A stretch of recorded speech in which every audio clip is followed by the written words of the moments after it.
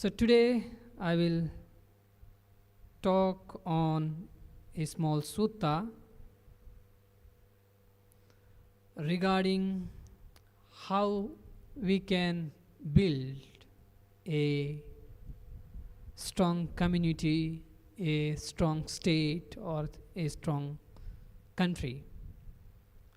Regarding this, the Buddha delivered a beautiful talk to the Vajji.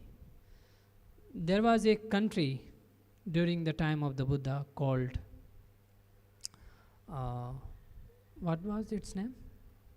Vesali. Vesali.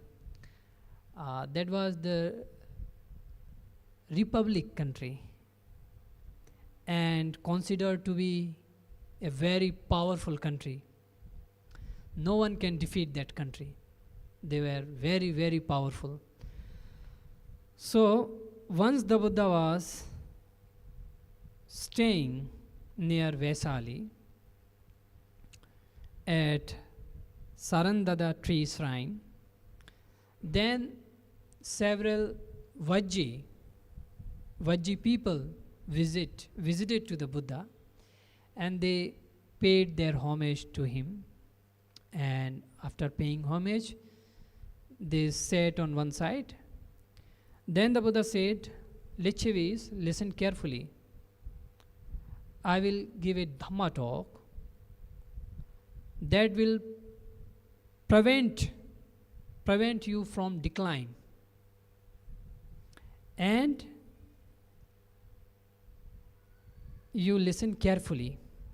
Then the Lichavis replied, Ji Bante Ji, yes, Venerable Bante. Then the Buddha start this Dhamma talk. It is like this. The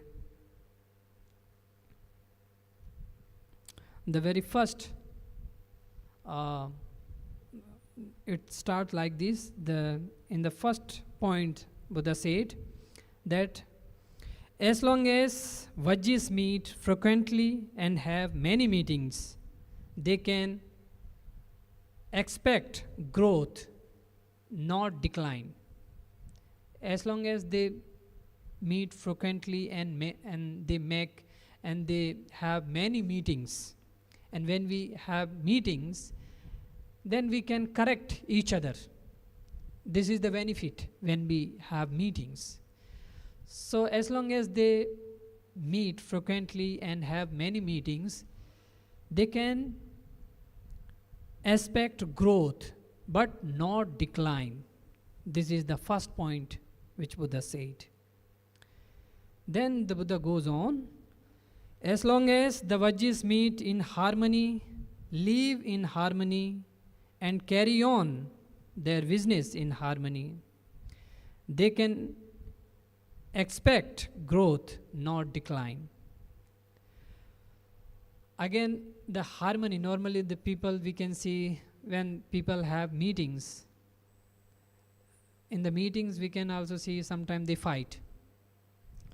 They do not perform meetings peacefully. So Buddha said, as long as they do meetings peacefully in a harmonious way, so there can be growth. You can accept that there will be growth only, but no decline. There cannot be any decline. Then the third point, the Buddha said, as long as the Vajjis do not make any new rules and not rejecting any existing rules, but following the rules, the principles which laid down by previous Vajjiyans.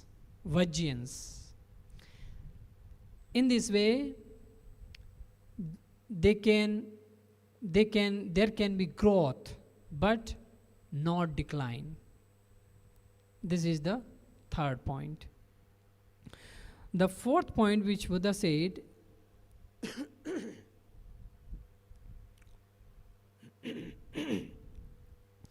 as long as the Vajjis honor respect and venerate the elder Vajjayans and think them worth listening to.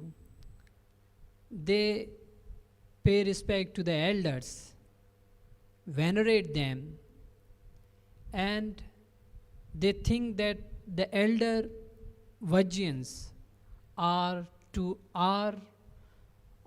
worth to listen, and they spend some time to take their advice, to listen them. They give their attention to them.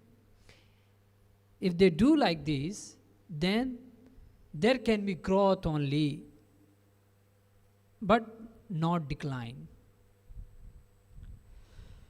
The fifth point, as long as the Vajjis do not forcefully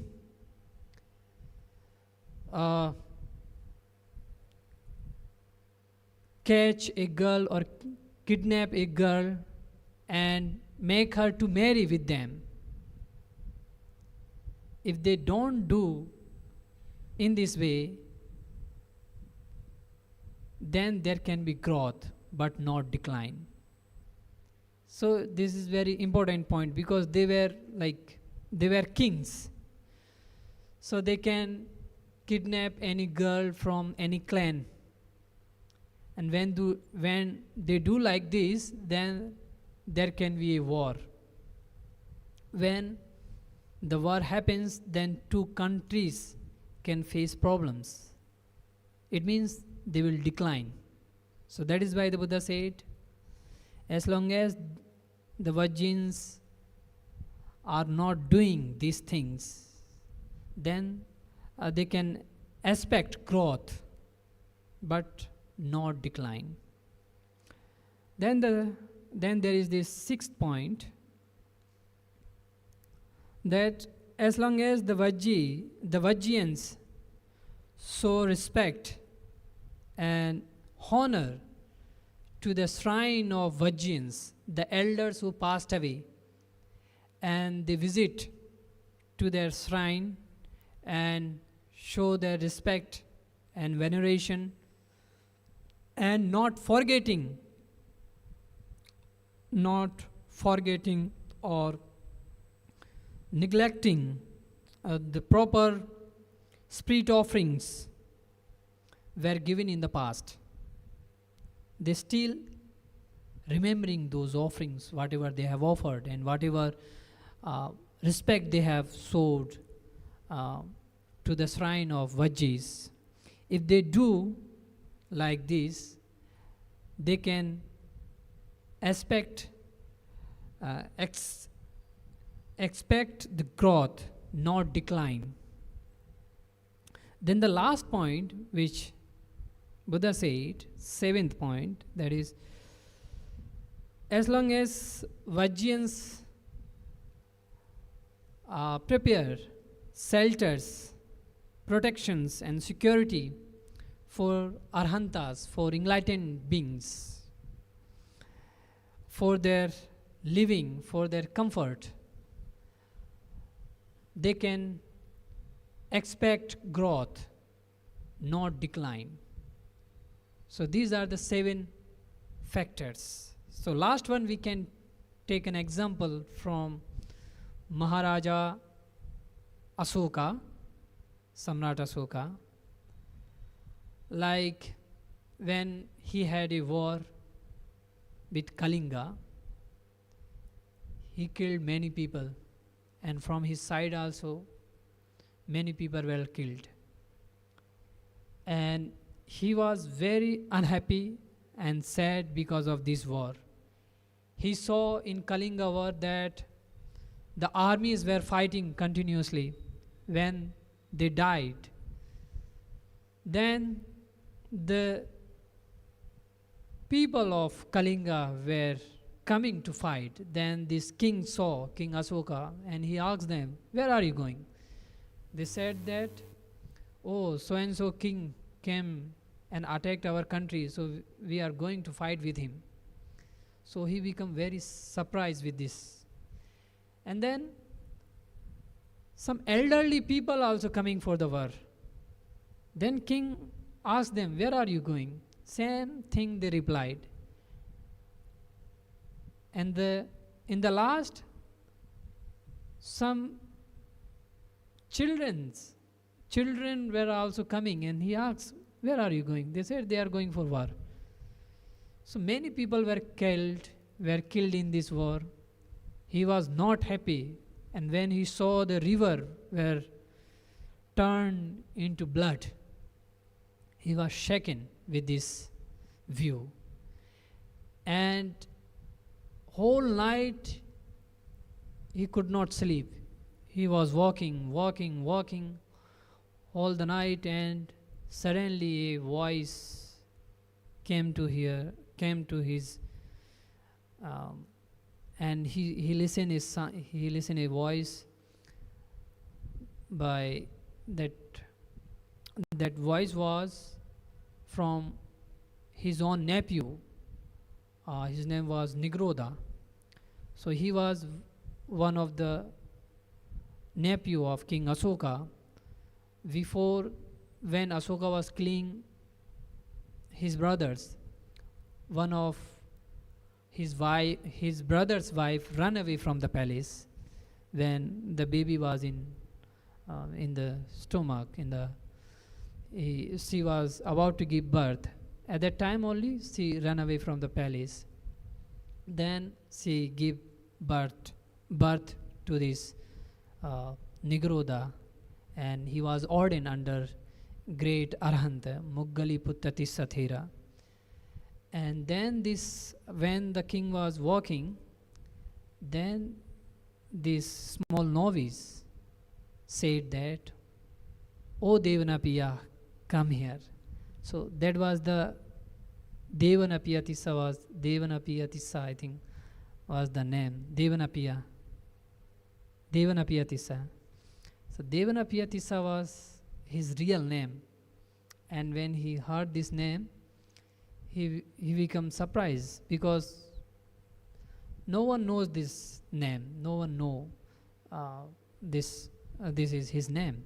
So when he heard this name, he chased the voice, and he followed the voice, he followed the sound, and he saw a small monk meditating with the radiant body.